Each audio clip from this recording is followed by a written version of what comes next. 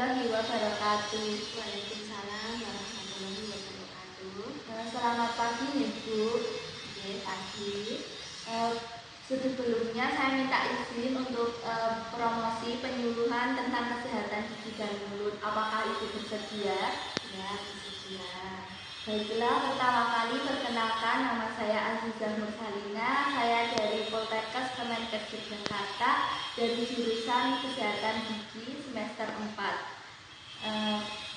Kalau gitu langsung saja Ibu. Ya. Yang pertama, saya akan menjelaskan tentang plak. Plak adalah lapisan tipis yang lengket dan licin yang terdiri dari kumpulan air liur, makanan, dan bakteri. Seperti ini. Jadi kita tidak bisa melihat plak tanpa disclosing solution. Jadi disclosing solution itu bahan yang mengandung pewarna kimia berupa larutan atau gel dan tablet yang dapat mewarnai bagian-bagian gigi, kemudian melihat apakah kita ada plak atau tidak. Contohnya seperti ini. Ini bahannya, ini dua bahannya, terus diolesin di gigi, kemudian kalau ada plaknya terjadi warna pink atau biasanya ungu gitu kayak gini. Kemudian bagian-bagian gigi. Jadi gigi sehat itu gigi yang tidak kehilangan bagiannya kayak gini.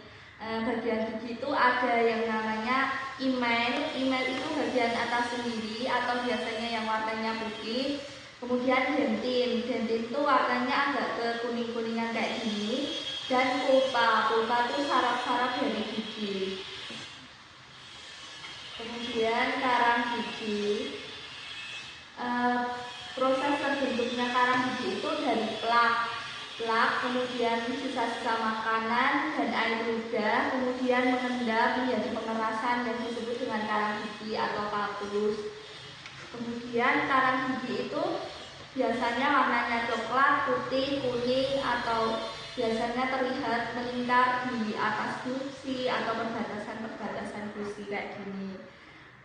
Akibat dari karang gigi sendiri yaitu bisa menjadi mulut bau, kemudian gigi cepat goyang, dan mengikis bagian-bagian gigi. Bagaimana cara membersihkan karang gigi itu dengan scaler. Scaler itu alat untuk membersihkan karang gigi. Tindakannya sendiri dinamakan scaling. Kemudian karang gigi terdapat dua jenis, yaitu supragingiva calculus atau yang di atas gusi kayak gini, kemudian subgingiva calculus yang di dalam gusi kayak gini. Kemudian karies gigi atau biasanya orang menyebut lubang gigi atau gigi keruak gitu nih Bu.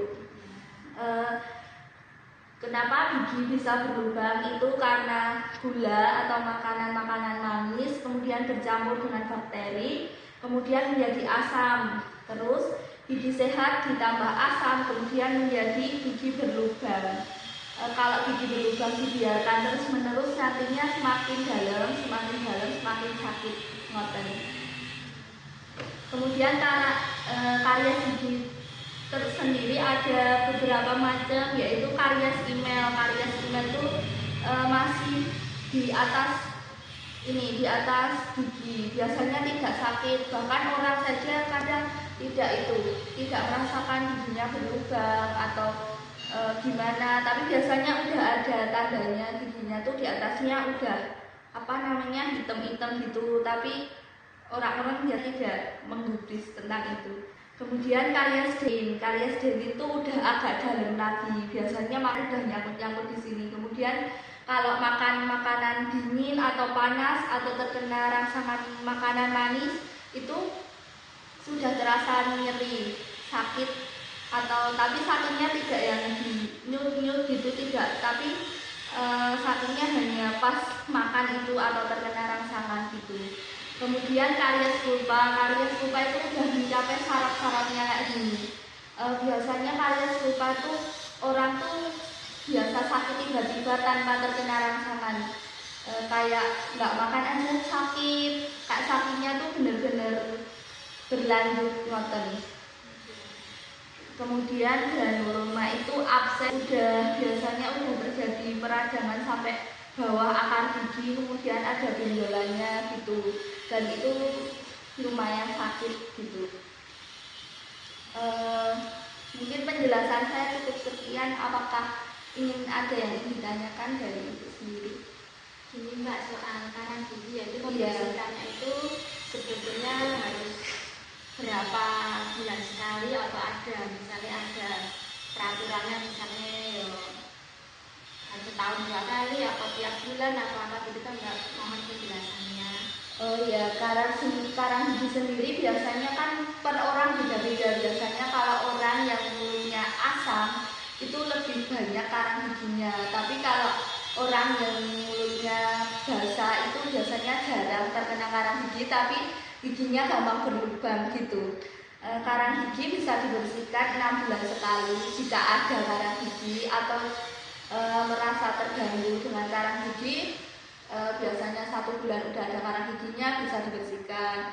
Tapi biasanya kalau orang yang jarang ada karang giginya 6 bulan sekali bisa scaling gitu, bisa kontrol ke dokter gigi gitu.